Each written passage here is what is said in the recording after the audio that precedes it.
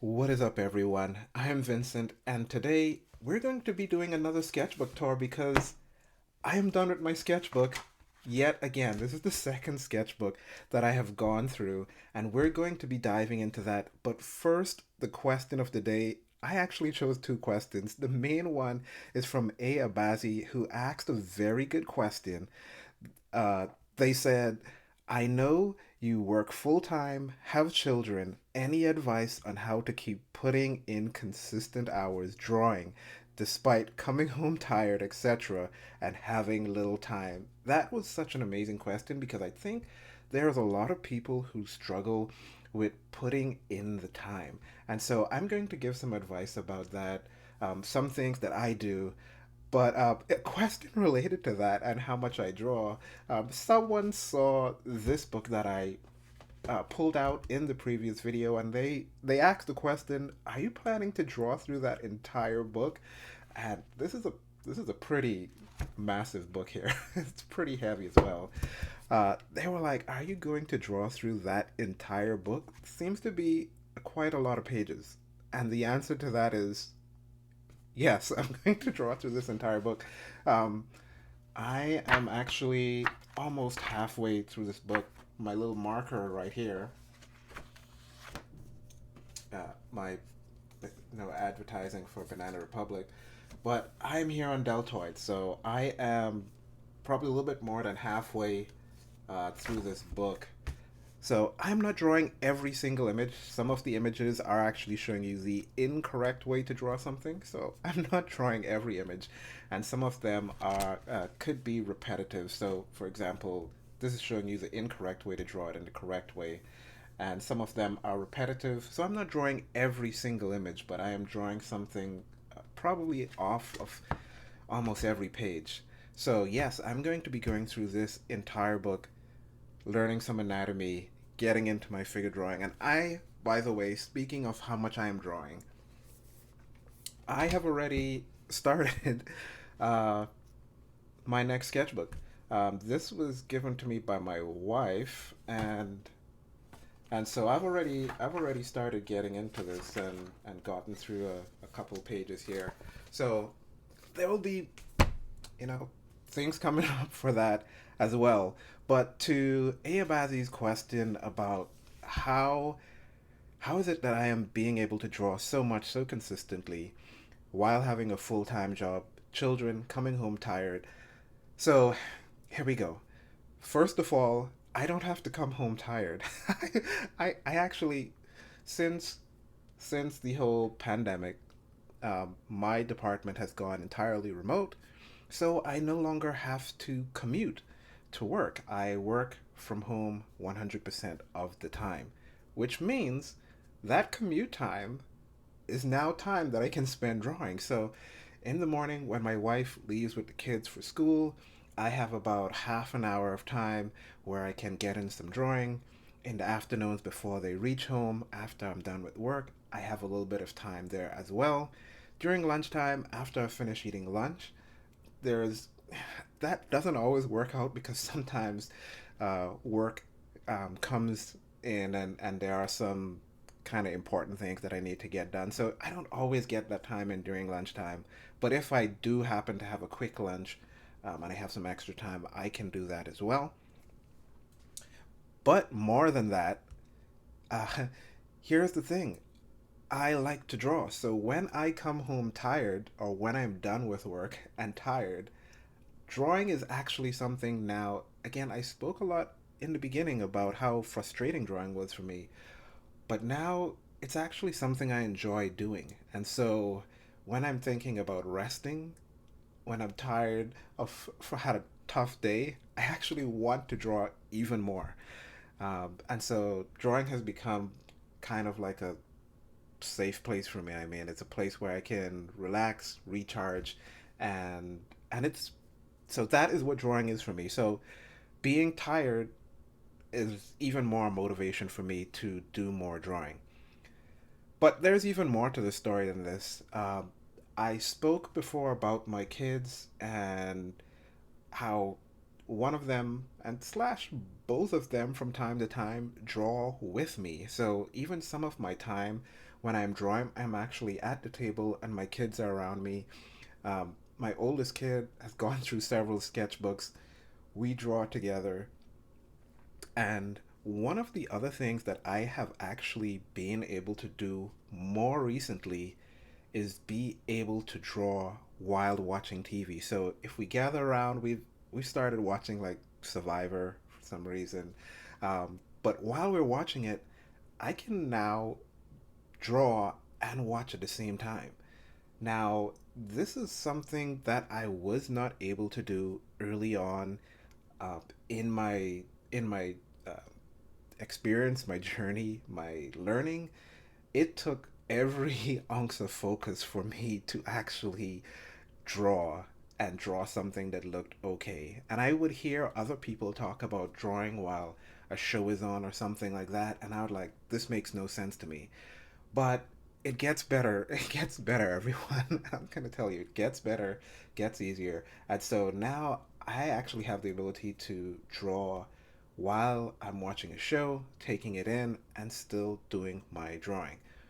Also, I'm actually, due to this book and some of the concepts that I'm using and employing, I'm actually able to draw faster than I was. So again, this isn't something that you're just going to automatically be able to do. It takes time, but putting in that repetition, eventually things start clicking. So I'm drawing faster than I used to, and that may, I'll probably do at least one real time video at some point, but that may give the wrong impression of how fast is faster. It's still pretty slow, everyone. Okay, so chill out. But it's faster than I used to be able to draw.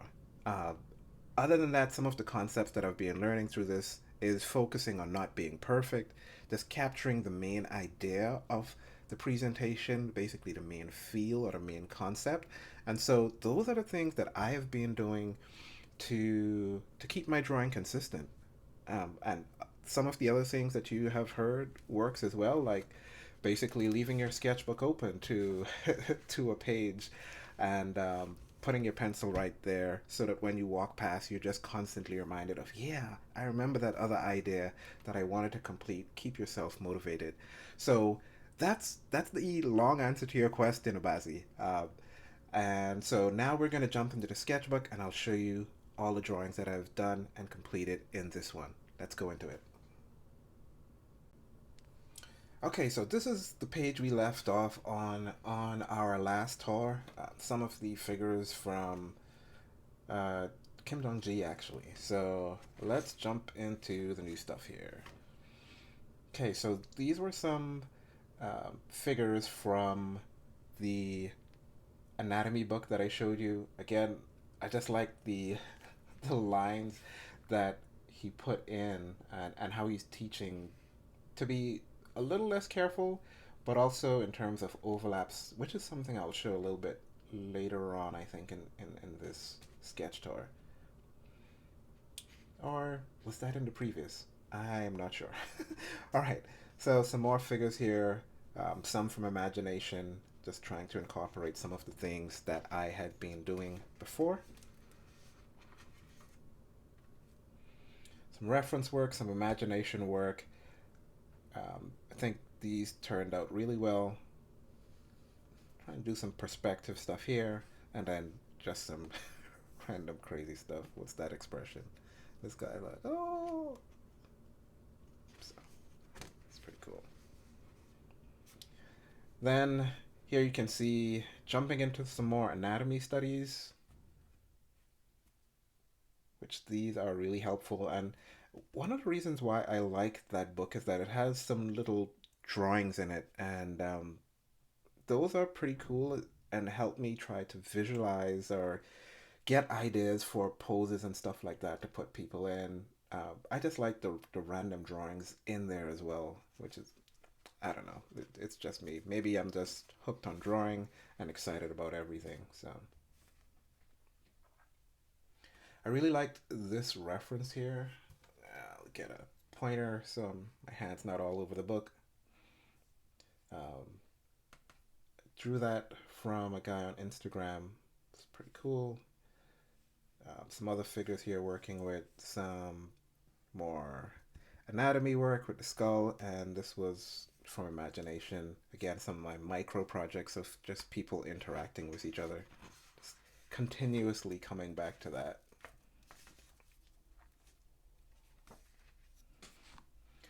More head studies. Think this is a reference from a Kim Jong-ji, trying to get some figure and gestures down. One of the things probably pay attention to are the dates on this. I think for the past few weeks I've been drawing every single day, um, which kind of adds to that. Oh yeah, okay, here it is. I knew it was in this sketchbook, at least I thought it was. But this idea of overlaps and how overlaps tend to lend to your perspective of how you're viewing the object. And so these were two studies that I kind of modified from his book. And then I did this additional one. Basically, it shows how your overlapping actually lends to the perspective and how you need to keep that overlapping consistent. This was pretty cool. As you can see, this one, it really looks like you're looking down on it, and this one, it really looks like you're looking up at it. And the overlaps really help it pull off. Maybe I keep on saying I'm gonna do tutorial videos, but maybe at some point I'll get it. More head studies, um, with cross contours. That's going to be something you're going to see get more and more, the cross contours in terms of trying to bring out the 3D aspect of the drawing, which is also something that I am learning from that book. So learning a lot. As I've said, I'm going to be going through the whole thing, taking in as much information as I can, and going through it pretty quickly. And one of the things is, you might think, you're going through it too quickly, you're going to forget some things. Yes, you will. You will forget some things. Some things will stick. But if you go through it slowly, you're still going to forget some things. So, so uh, it's going to be this year for me. It's going to be a hashtag draw more. So I'm just going to be going for it. So some more gesture studies here. Really cool pose here. I like that one.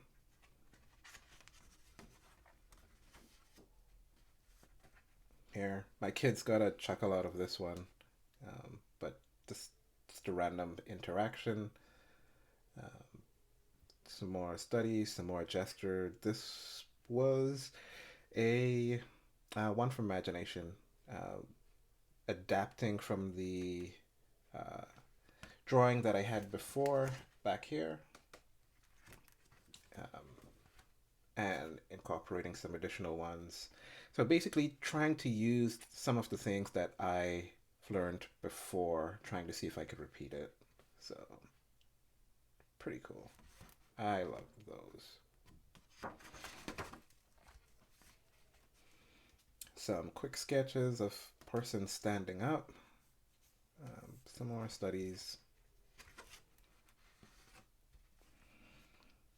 Here, trying to get into a little bit of fabric folds for a second, trying to figure out how to do the shading for those. This one totally did not work, but these sweater folds worked out a lot better. Um, Love the cross contours on those skulls as well.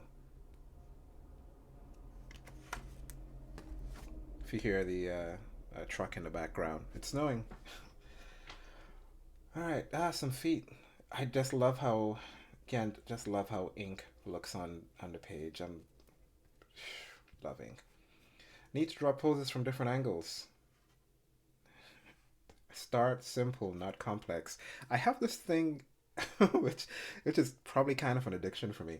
Um, Whenever I go to do my interactions, I immediately start thinking up like some of the most complex poses I can think of, and the most complex camera angles to put them in for some reason. I don't know why I don't start more simple, but so I started more simple here, just kind of doing some simple standing poses.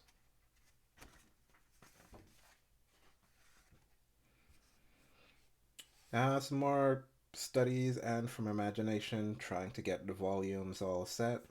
Um, these were adaptations from references that I saw. Going through quite a few of those.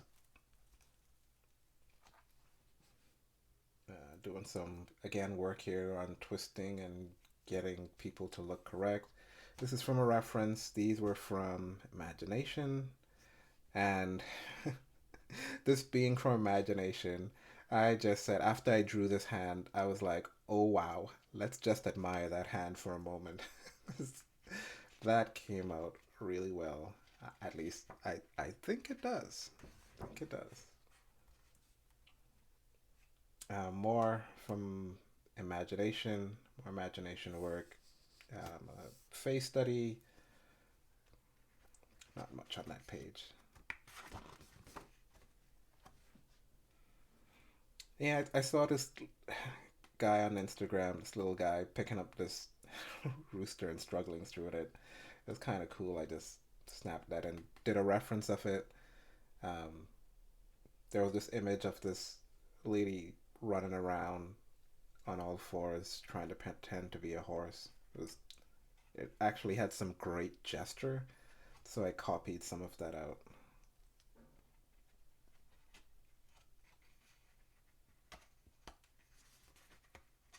So as you see, I'm actually doing quite a bit of drawing here, quite a bit of drawing. All right, more studies and more anatomy work, and then some random recounting of some of the things I drew before, trying to see how much of it stuck and how much of it didn't. And I think a similar thing on this page, working with a lot of gestures. You may have seen this one from the first page I showed. Again, just trying to recount what the pose was without looking back at it. And a similar thing, creating a whole new pose here with this person on the ground, looking up, and I'm like, what? Some random poses, creating some random stuff. I think this was a adaptation from my daughter sitting at the table during dinner time. And I just sketched it out real quick.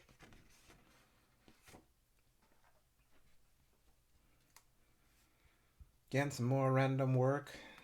Um, Here, this is also from the anatomy book that I have. Here's a constant struggle for me. I'm going to continuously work at it. You're going to notice a lot of my people are bald. Okay, ears. So after this exercise of ears in the anatomy book, I started doing ears like these, which I think are pretty cool. I like how they turn out on the figures. Oh, so let's talk about this one. So uh, this one here, me and my kids, this was definitely one of the times when me and my two girls were sitting down at the table and we were all drawing, and I asked them for a prompt to do kind of an interactive piece, and my youngest one said circus, and I said sweet, that has some good ideas. So I ran through this and kind of sketched it out, and we were talking through it, and it was really fun. So yeah, I really liked this idea of this person juggling and then this person rushing toward them to tackle them with a football helmet on. It's pretty cool. Um, and then I kind of made this a the KFC guy, Colonel Sanders, and apparently he's keeping a chicken close by. Some more stuff from Imagination. Another interactive micro project slash study here from Imagination with people interacting with each other. And moving back to the book for more anatomy work.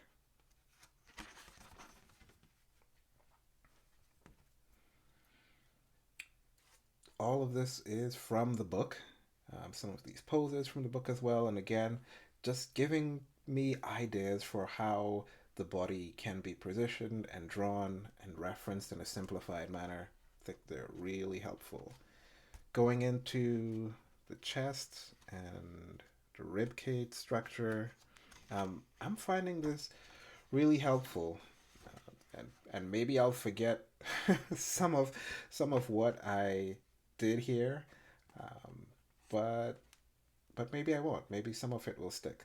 But I think it's helping so far, and I am enjoying the process. Again, a lot of studies, a lot of work from the book itself, um, getting them in very shoulder height for more dynamic poses. There are a lot of great tips in there, and again, the figures to help you kind of reference how that should be simplified in a drawing.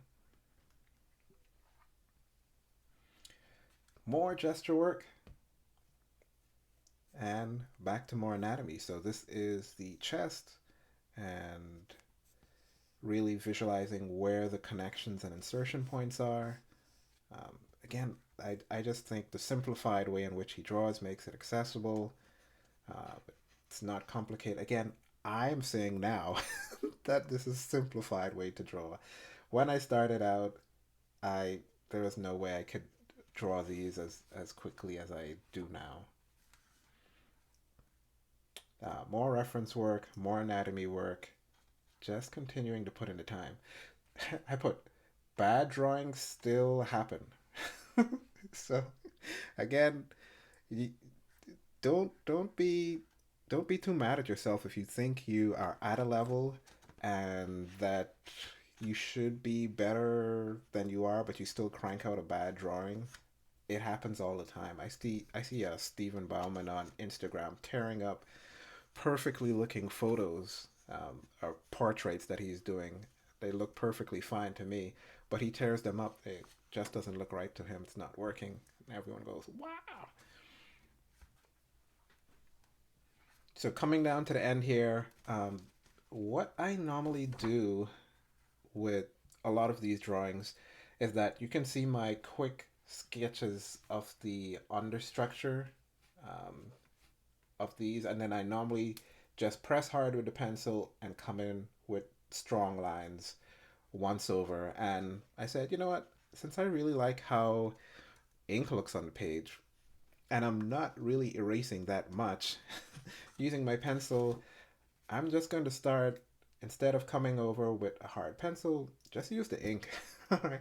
So that's what I started doing here. You're gonna see a lot more of this and a lot more in the new sketchbook that I've already started, where I'm doing a lot more ink on those. So I do the layout, but then instead of using the pencil to come over, I just do the ink.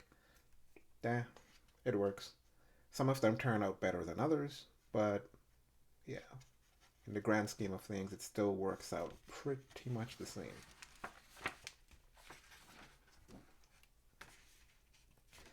This is the one thing noticed in the beginning of the book. In the beginning of the book here, I skipped this first page just because it has this weird. The first and last pages are glued really strangely, and so yeah, I don't know. Okay, this was a piece I did from imagination, kind of putting a lot of the things that I have been learning into practice. I love this teddy bear here, how it looks. This, I don't know, probably a Valentine's Day uh, premonition.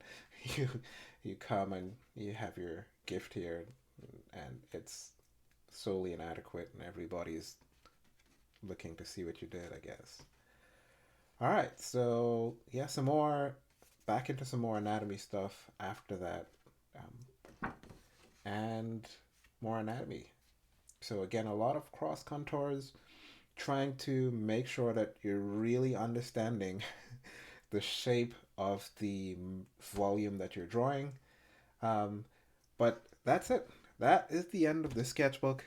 Like I said, this year going to have a lot more sketchbook tours just because this is going to be my year of draw more.